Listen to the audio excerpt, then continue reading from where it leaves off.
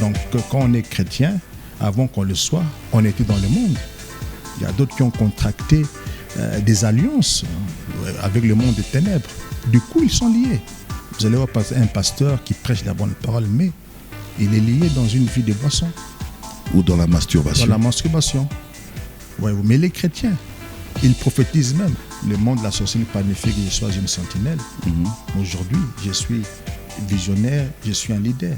C'est le fruit de la délivrance. D'où viennent vos moyens? C'est quand même une grosse machine, tout ce que j'entends là. En fait, les moyens, c'est... Vous êtes avec le gouvernement, apôtre? Non, on n'est pas avec le gouvernement. J'ai seulement des partenaires.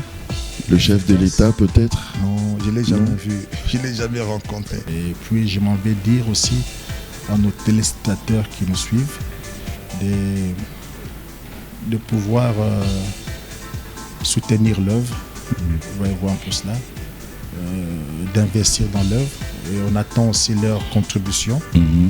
J'encourage le pasteur, tu vois, de pouvoir penser à l'avenir. On ne doit pas seulement être là à manger les dîmes pensant que demain encore ça viendra. Il faut voir un peu cela. Vous devez avoir des projets. Vous devez investir pour que dans la chose que vous investissez, que l'argent puisse être généré pour le projet à venir. Et on demande aussi au gouvernement de nous faciliter, qu'il y ait certaines exonérations. Oui. Vous allez voir un peu cela. C'est important. C'est important parce que on doit encourager les bonnes actions de développement. On ne doit pas sentir un poids ou l'État est derrière ou des tracasseries.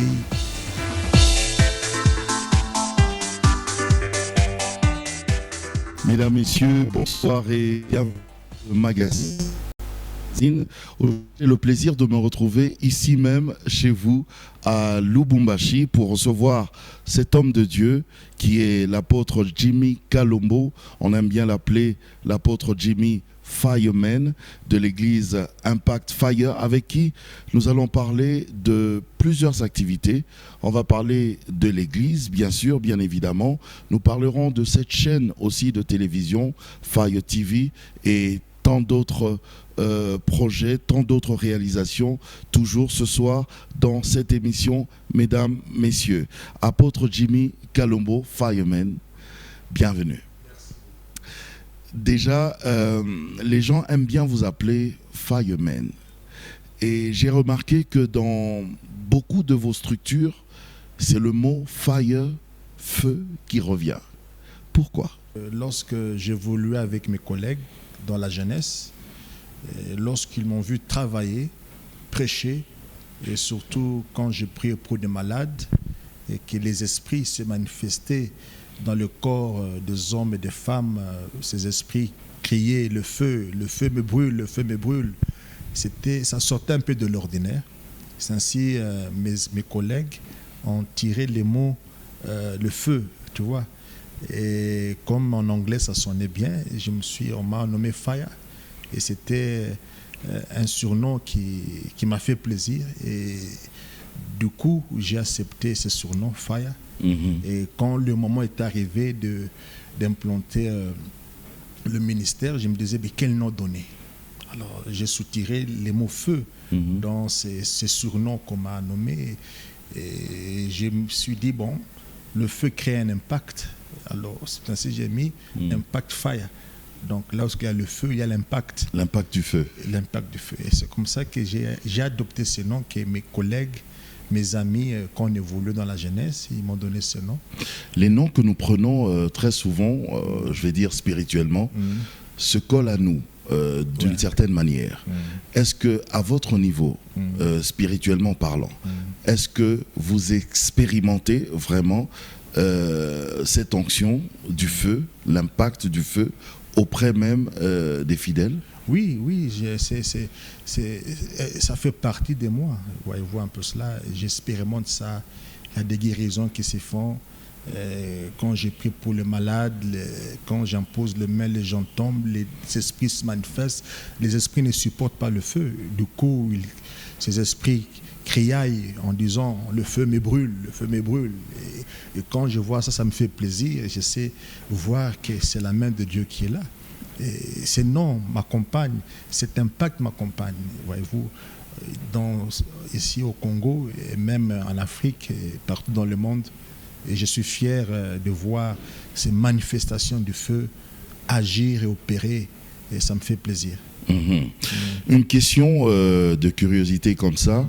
Il y a quelques pasteurs que j'avais reçus récemment dans mon émission qui sont, je vais dire, carrément contre la délivrance, telle que vous en parlez là, le feu me brûle et tout ça, parce qu'ils pensent qu'un enfant de Dieu, il a l'Esprit de Dieu en lui, Jésus-Christ vit en lui, donc les démons ne peuvent pas le posséder.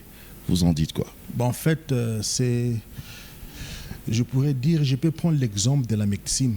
Tu vois, il y a les pédiatres, il y a les dentistes, il y a les chirurgiens, mais tous sont des docteurs, mais avec leur spécialité.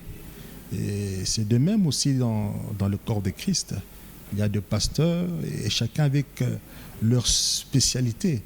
Et si d'autres personnes sont spécialistes rien qu'à la parole, bon, je ne les contredis pas, je les agrée aussi, tu vois. Mais ils doivent aussi... C'est leur spécialité. C'est leur spécialité. Ils doivent aussi admettre les autres aussi qui sont dans cette série d'actions, de la puissance du Saint-Esprit de délivrance. L'humilité doit leur pousser aussi à agréer c'est cet appel. Est-ce qu'un chrétien peut être possédé, pasteur? Oui, ils peuvent être possédés. Quand on croit en Christ, c'est notre esprit qui est sauvé. Tu vois un peu cela. Et Dieu vient sceller ça. Il met le sceau de l'esprit. Aucune souillure ne peut entrer au niveau de notre esprit. Mais comme nous sommes dans un corps, voyez-vous un peu cela. Parce qu'avant qu'on reçoive Christ, on a fait certaines choses horribles. Il y a d'autres qui avaient avorté, il y a d'autres qui sont allés voir des marabouts, il y a d'autres qui étaient dans des sciences occultes. Du coup, ils s'étaient liés. Voyez-vous un peu cela. Mais quand on reçoit Christ, c'est l'esprit qui est sauvé, mais notre corps demeure encore lié. C'est ainsi Jésus a dit, détachez l'âne et laissez-les partir. Il a dit lorsque Lazare est ressuscité, il était sorti, mais les pieds liés, les mains liées. Il a dit aux apôtres, déliez-les et laissez-les aller. Ça, les gens ne comprennent pas. Voyez-vous un peu cela. Donc, quand on est chrétien, avant qu'on le soit, on était dans le monde. Il y a d'autres qui ont contracté des alliances avec le monde des ténèbres. Du coup, ils sont liés. Voyez-vous un peu cela. Mais ils sont dans l'église, ils sont déjà dans l'église avec la parole de Dieu qu'ils écoutent. Bien sûr. C'est là que se trouve un petit peu le paradoxe. Je ne sais pas si vous pouvez nous aider oui, vous allez à ce niveau. que le même chrétien qui sont dans des églises vivent dans des vies bizarres. Il y a d'autres qui dans les vies d'adultère, d'impudicité, de boissons. Voyez-vous un peu cela. Mais qui sont chrétiens. Ça donne accès au diable. Oui, ils sont chrétiens. Mais ils ne savent pas se détacher de certains liens. Vous allez voir un pasteur qui prêche la bonne parole, mais il est lié dans une vie de boisson. Ou dans la masturbation. Dans la masturbation. Ouais, mais les chrétiens, ils prophétisent même. Quelque part, la délivrance est une nécessité. Et nous ne devons pas seulement, nous devons parachever notre acceptation à Christ par une délivrance profonde, par un cure d'âme et une délivrance profonde pour mieux évoluer dans la marche chrétienne. Parce que si on n'est pas délivré, il y a plusieurs chrétiens qui rétrogradent. Ils ont toute la bonne volonté, voyez-vous, à servir Dieu. Mais quelque part, ils se sont liés. C'est ainsi l'apôtre Paul déclare, le bien que je veux faire, je ne le fais pas, mais je me retrouve en train de faire le mal. Qui me délivrera? Voyez-vous un peu cela. Vous pouvez avoir toute la volonté possible, mais si vous êtes encore liés, vous allez rechuter. Votre vie sera toujours une vie de repentance. Vous repentez aujourd'hui, vous prenez une décision, mais demain vous rechutez parce que c'est plus fort que vous. Vous ne savez pas vous en débarrasser. Et c'est pourquoi la délivrance est très nécessaire. Et il y a des gens que Dieu a fait grâce dans l'exorcisme, dans la délivrance. Il y a ceux-là qui ont seulement la prédication de la foi et de la parole, ils se limitent par là. Il y a d'autres religions, c'est la prophétie. Il y a d'autres religions, c'est les miracles, les délivrances. Donc, l'humilité consiste que nous, les hommes de Dieu, nous devons nous accepter. Chacun dans sa spécialité. Sa spécialité. Un peu comme les médecins. Oui, exactement. Même dans l'armée, il y a la PCR. Ils sont dans l'armée, mais ils sont spécialistes dans le code routier. Il y a aussi les fantassins, il y a la DSP, il y a la garde présidentielle. Ce sont tous des militaires, mais chacun avec des fonctions spécifiques. Ainsi en est-il aussi pour le corps de Christ. Il y a beaucoup de pasteurs, mais chacun avec sa spécialité. Et l'humilité consiste que chacun puisse agréer la spécialité de l'autre. Les téléspectateurs ont vu d'ailleurs à la télévision pendant que vous parliez, ils ont vu déjà comment vous faites justement ce service de délivrance. Alors, il y en a qui pensent que pendant le service de délivrance, on ne devrait pas faire parler les esprits. Qui êtes-vous? Qu'est-ce que vous faites dans ce corps? Qu'est-ce que vous faites dans la vie de cet enfant? On ne devrait pas faire parler. Bon, je vous donne l'exemple de l'armée. Prenons la guerre qui se passe en Ukraine et avec la Russie. Lorsque la Russie capture les militaires ukrainiens, ils ne laissent pas partir. Ils les interrogent pour savoir leur positionnement, leur stratégie. C'est sur base de ces informations qu'ils peuvent remporter la guerre. Vous ne pouvez pas attraper l'ennemi et les laisser partir. Mais comment vous saurez qu'il est... Ne pas les laisser parler de leur stratégie. Ainsi, lorsque vous découvrez un esprit humain dans le corps de quelqu'un, ou vous avez vécu dans la famille, il est nécessaire d'interroger qu'est-ce que cet esprit a dû faire encore dans la famille pour avoir une information. Sur base de cette information, vous pouvez aussi aider les autres qui ne sont pas encore passés à la délivrance. Alors, par la délivrance d'une personne, toute une famille peut être délivrée. Mais qu'est-ce qui prouve que cet esprit-là dit la vérité? Parce que c'est un esprit du diable, et le diable, nous savons, c'est le père du mensonge. Non, vous devez faire quand il va parler, là, est-ce qu'il va vraiment dire la vérité? Vous devez faire la différence entre les démons et les esprits humains. Ok. Là, ce sont des esprits humains. Qui hantent les personnes. Les personnes. Ok. C'est-à-dire, les esprits humains sont dans la catégorie des sorciers. Un sorcier dans la famille, s'il veut ensorceler quelqu'un, il s'incarne dans le corps de la personne pour contrôler la personne. Ok. Et du les coup, esprits humains, on peut les interroger. On peut les doit. Parce qu'on vit avec eux. Voyez-vous un peu cela. Parfois, on les reçoit même dans la maison. Et là, ils possèdent la maison, ils possèdent les individus. Et du coup, quand vous priez pour la personne, l'esprit se manifeste. Alors, vous serez curieux de savoir qu'est-ce qu'il a fait. Et sous la pression du feu, et sur...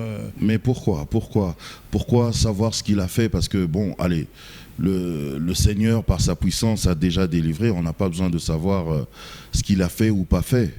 Bon, en fait... On s'en fout à la limite. Il est déjà parti, c'est bon, non? Ouais, en fait, prenons mon cas. Aux années 87, j'étais gravement malade, au point de mourir. Voyez-vous un peu cela. Lorsqu'on a prié pour moi, c'était ma tante maternelle qui s'était manifestée. J'étais loin de croire que ma tante pouvait se manifester dans mon corps. Vous étiez déjà pasteur? Non, là, je n'étais pas encore pasteur. Ah, d'accord. C'est ce qui m'a poussé à devenir pasteur et à adopter ce ministère de la délivrance parce que moi-même, je l'ai vécu. Voyez-vous un peu cela. Donc, nous prêchons des choses que nous-mêmes, nous avons vécues. Et du coup, c'était ma tante qui s'était manifestée.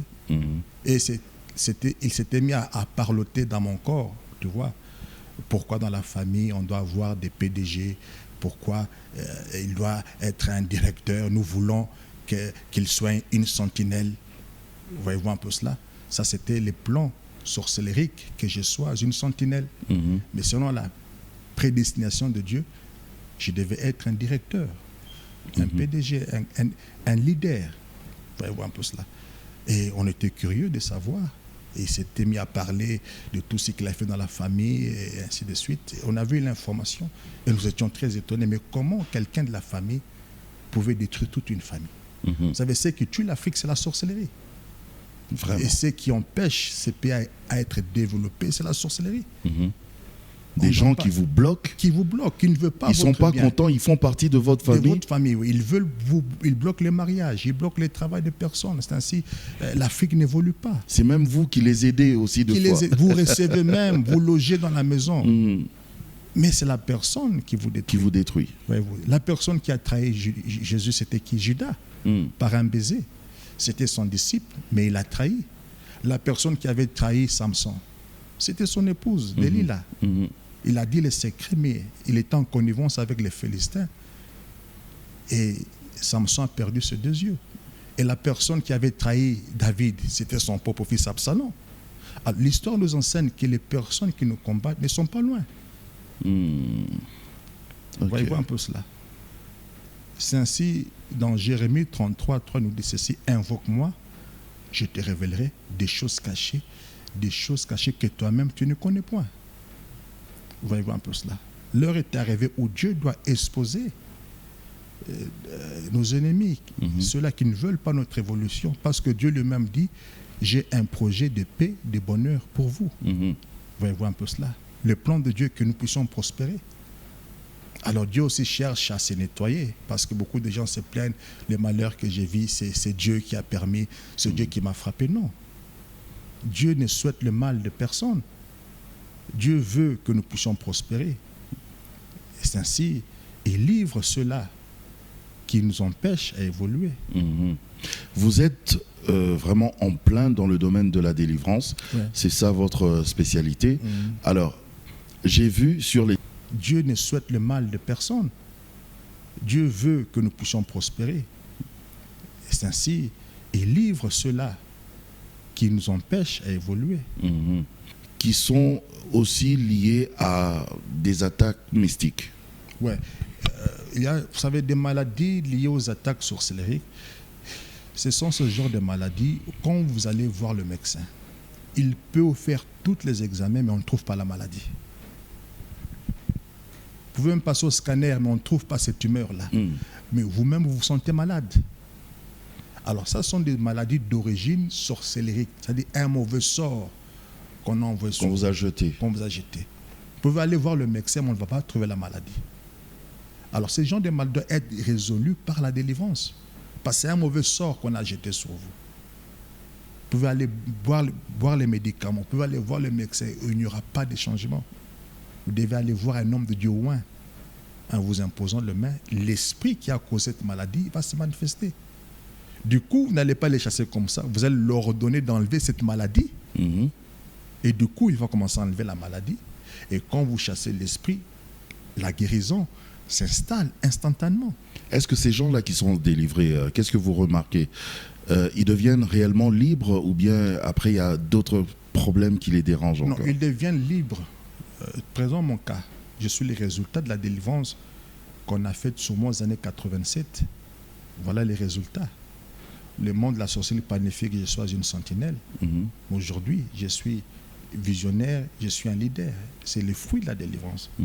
Alors, lorsqu'on fait la délivrance, la personne doit passer maintenant à un encadrement spirituel, à l'affermissement. Parce que quand un esprit est chassé, s'il n'y a pas un bon encadrement, ces esprits qu'on a chassés, si on avait chassé cet esprit, chaque esprit ira chercher cet esprit encore plus méchant et la condition deviendra encore plus pire. C'est ainsi la personne qui est délivrée doit entrer dans une séance d'affermissement pour maintenir sa délivrance. Obligatoirement. Obligatoirement. Parce que si la délivrance n'est pas maintenue, la personne peut rechuter. Et la situation deviendra encore plus grave et plus pire qu'auparavant. Voyez-vous un peu cela. C'est par là qu'intervient le cours d'affermissement où nous encadrons la personne qui a été délivrée pour l'affermir dans la foi. Alors là, c'est clair, nous parlions, on était déjà dedans, on parlait déjà de l'Église, mais Impact Fire, c'est depuis quand qu'elle existe? Maintenant, c'est depuis 2000, je pense 2001. Depuis 2001. Ah, c'est quand même assez grand. Alors, vous avez des extensions à travers le monde? Des extensions en Europe, et puis en Afrique. En Afrique, nous sommes implantés à Lusaka, en Afrique du Sud, à Durban et à Johannesburg. Ici, au Congo, nous sommes implantés à Kinshasa. Nous sommes implantés à Mbujimaï. Nous sommes implantés à Kalemi. Nous sommes implantés à Kasumbalès, à Kipushi, à Likasi et dans certains petits villages également. Et ça, c'est le siège international. Nous sommes basés ici. Ok. Ah, ben c'est très bien. Et avec plusieurs paroisses, au moins 10 paroisses dans la ville. Apôtre Jimmy, Fireman. Ouais. J'ai vu, vous avez beaucoup, je vais dire beaucoup de structures et beaucoup de projets. Certains qui sont déjà réalisés et d'autres qui sont encore en train de se réaliser. Comme par exemple la chaîne de télévision, là où nous sommes, Fire TV. Pourquoi cette idée d'avoir une chaîne de télévision? Dans quel but? Bon, en fait, c'était mon rêve. Et c'était aussi pour que le ministère de la délivrance soit bien propagé. Tu vois, il y a beaucoup de gens qui sont en difficulté.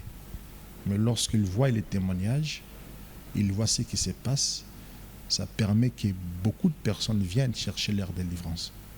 Voilà l'objectif auquel j'avais créé cette chaîne.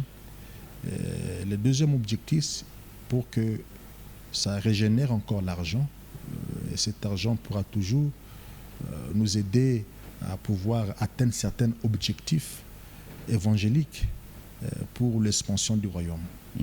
Voilà. J'ai vu, il y a même la publicité qui peut passer. Ouais, la publicité donc il n'y a pas de problème. Donc c'est bon, une vraie chaîne de télévision. Ouais, commerciale. J'ai mis commercial parce que je me suis dit, bon, si je m'étais chrétien, vous savez, les chrétiens n'ont pas l'art de soutenir leur... Et si c'est chrétien, vous n'avez pas droit à la publicité. Ouais, franchement, on va voir un peu cela. Du coup, je me suis dit, bon, j'irai des agents à payer, les caméramens à payer. La chaîne, c'est tout un système. Oui. Il faut payer ces personnes. Et je me suis dit, bon, où trouverai-je l'argent? Il faut renouveler du matériel. Imagine-toi. Tu vois, c'est pas facile de faire une chaîne. Les gens pensent que vous avez l'émetteur, c'est fini. Vous avez la chaîne, vous avez l'image. Non. Non. Il y a beaucoup, vous êtes dans les médias. Il y a beaucoup de paramètres. Et ça nécessite beaucoup d'argent. Ouais, et j'ai vu, moi-même je suis ici, j'ai vu la chaîne et je ne suis pas déçu. Hein. Franchement. C'est vraiment une très bonne chaîne. Merci beaucoup. Je pense que je repasserai une autre fois. C'est chez vous ici. C'est chez vous ici. Alors il y a le projet de... Non, même pas le projet, il y a l'école. L'école, oui. Fire School. Fire School, oui. C'est quel genre d'école?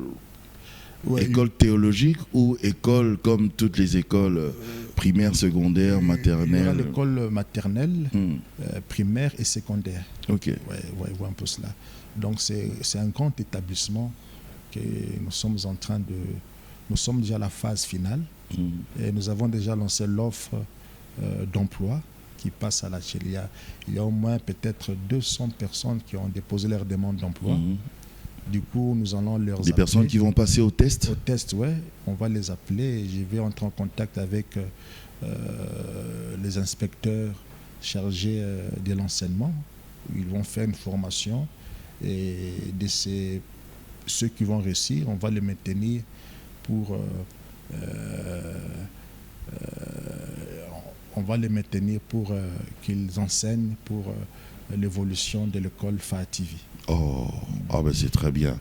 Alors, il y a aussi l'hôpital, Fire Hospital. Ouais.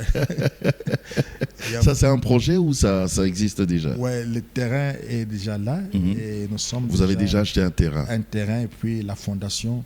Et déjà, l'élévation des murs a déjà commencé. Wow. Je pense que l'année prochaine, déjà, nous allons planifier d'aller en Chine, acheter l'équipement qu'il faudra pour que ce soit l'hôpital digne de ce nom. Okay. Il y aura le bloc opératoire, il y aura les scanners, il y aura les dialyses. Oh. Il y aura... En fait, c'est vraiment une polyclinique de haute taille que nous allons faire. C'est aussi une manière d'amoindrir le chômage. Je me suis dit, bon, pourquoi pas aussi le faire dans notre pays? Parce qu'on va dans d'autres pays où nous voyons d'autres pasteurs faire de telles œuvres, on s'est dit mais pourquoi pas nous? Parce qu'ils ont le même nom de Jésus, ils ont la même grâce que nous. Mais pourquoi eux arrivent à faire cela? Ça m'avait un peu révolté. Et je m'étais décidé, je vais aussi le faire dans mon pays. Donc vous pensez quelque part que la foi seule ne suffit pas. Non, vous avez la foi, mais il faut travailler. Il faut travailler. Et puis l'œuvre nécessite l'argent. On ne peut pas faire l'œuvre sans argent. Vous un peu cela. Alors, nous devons raisonner. Comment trouver l'argent? Il ne faut pas seulement manger les dîmes non. Mais les dîmes que vous recevez, vous devez injecter ça. Que dans les jours à venir, que ça produise. Mais c'est à vous de consommer votre dîme, non? Mais non. Vous prenez la dîme, mais non, vous injectez dans des actions. En fait, quand on aime l'œuvre, tu vois, on doit être d'abord le premier partenaire de l'œuvre. Parce que c'est que quand je sème, ça me revient toujours. Ça me revient toujours. Oui, évidemment. Oui, ça me revient. Quand je construis l'école avec les entrées que j'ai compris mes dîmes, mais quand il y aura l'entrée d'argent à l'école, serait-ce un péché de prendre l'argent? Non. Okay. Et là, ça sera l'argent régulier, chaque fin du mois, ça entre. Et c'est moi qui bénéficie de cela. Tu vois, les hommes de Dieu seront contre vous, hein, parce que la dîme, vous devez manger ça. Vous injectez dans des actions, dans des projets. Non, en fait, j'ai compris avec le partenaire, la plupart sont des oiseaux voyageurs. Ils peuvent être ici 5 ans. Quand ils vont trouver encore notre pasteur mieux que vous, ils peuvent toujours partir. Mieux selon eux, hein? Oui, mieux selon eux. Ils peuvent toujours partir. Voyez-vous un peu cela. D'où vous devez bien raisonner et réfléchir pour l'avenir de la vision. Au cas où ces partenaires ne seront plus là. Il faut continuer. Il faut continuer. À tourner. À tourner. Voyez-vous un peu cela. Du coup, vous devez investir. Vous devez investir. Bien évidemment, on est pressé par le temps, mais il y a aussi ce projet d'usine d'eau. Je crois que ça sera, je parie que ça sera Firewater. Firewater. Ça sera Firewater. Okay. Et plein d'onction et plein de puissance. Quand les gens vont boire ça, ils seront guéris. Ça sera quoi, de l'eau en bouteille ou oui, en bouteille bien plastifiée. Firewater. Et bien, comment dirais-je, bien dispatchée. Tu vois.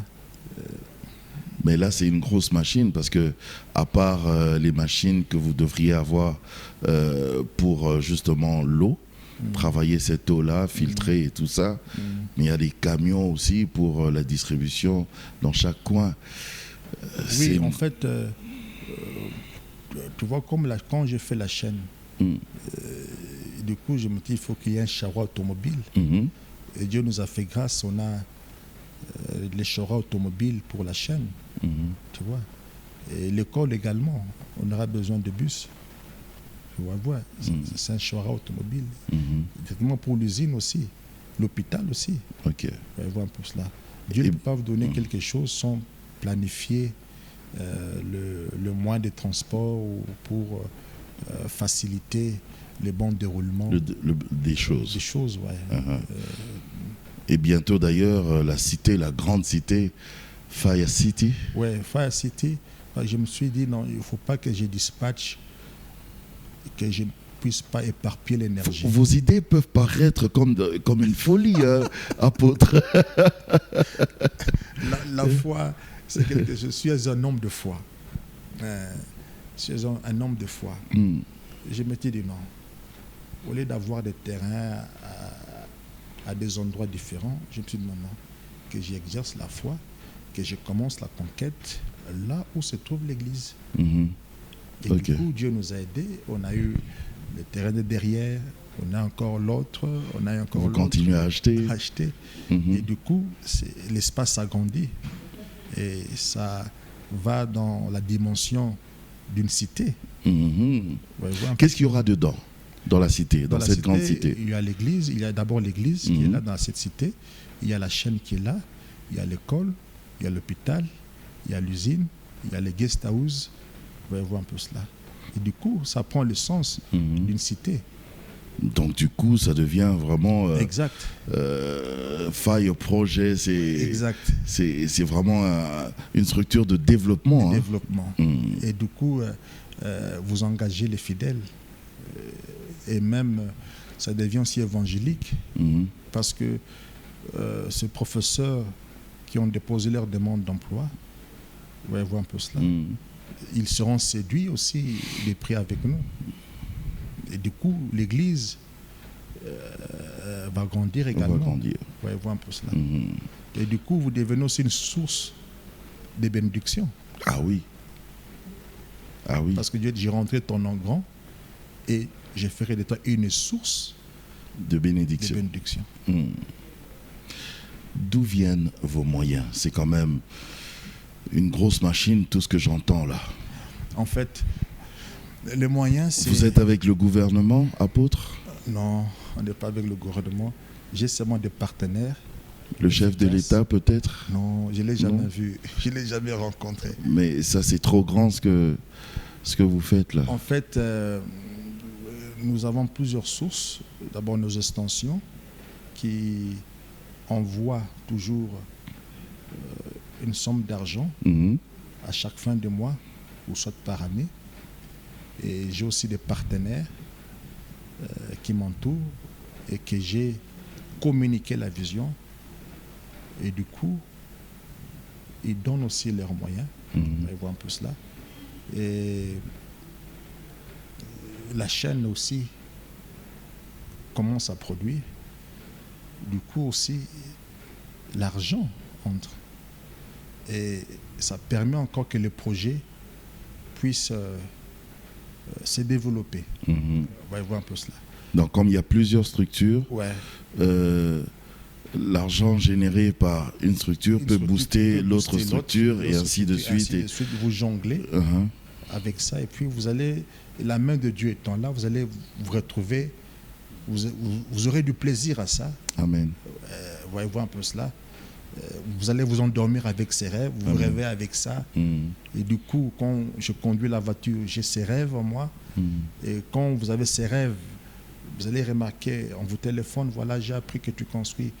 Est-ce que je peux envoyer ça en sac de ciment? Je ne vais pas refuser. Ah, c'est ça. Je vais accepter. Vous voyez un peu cela. Et comme Dieu lui-même est partenaire dans cette œuvre, vous sentez vraiment que les choses se font aisément. Et puis, on a du plaisir à voir ça. Et puis, Amen. Vraiment. On prie davantage. Vous êtes vraiment une bénédiction. Apôtre Jimmy, c'en est fini pour ce soir, mais qu'est-ce que nous pouvons juste retenir? Un petit mot à tous ces téléspectateurs qui nous ont suivis et qui croient finalement aussi à toutes ces réalisations, qui aimeraient bien venir, pourquoi pas. D'abord, je vous dis merci. Je vous en prie. D'avoir quitté loin pour venir nous rencontrer. Merci. Que Dieu vous bénisse pleinement. Amen. Qu'il vous protège, qu'il vous assiste. Amen. Que vous allez de gloire en gloire. Amen. Et puis, je m'en vais dire aussi à nos téléspectateurs qui nous suivent de pouvoir soutenir l'œuvre. Vous allez voir un peu cela. D'investir dans l'œuvre.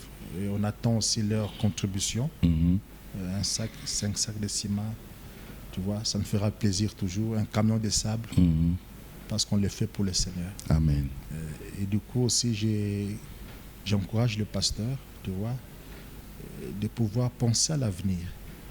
On ne doit pas seulement être là à manger les dîmes, pensant que demain encore, ça viendra. Il faut voir un peu cela. Les personnes qui donnent aujourd'hui peuvent vieillir, d'autres peuvent voyager. Mais pendant qu'ils donnent, qu'est-ce que vous en faites? Vous devez avoir des projets, vous devez investir pour que dans la chose que vous investissez, que l'argent puisse être généré pour le projet à venir. Voilà ce que je peux dire. Et du coup aussi, on demande aussi au gouvernement de nous faciliter qu'il y ait certaines exonérations. Oui, Voyez-vous un peu cela. c'est important. C'est important parce que on doit encourager Les bonnes actions les bonnes de actions développement. de développement. On ne doit pas sentir un poids ou l'État est derrière, ou des tracasseries. Ça peut décourager les gens qui ont des bonnes initiatives. Oui, en tout cas. Merci, apôtre Jimmy Kalombo, Merci beaucoup. Fireman. Merci beaucoup.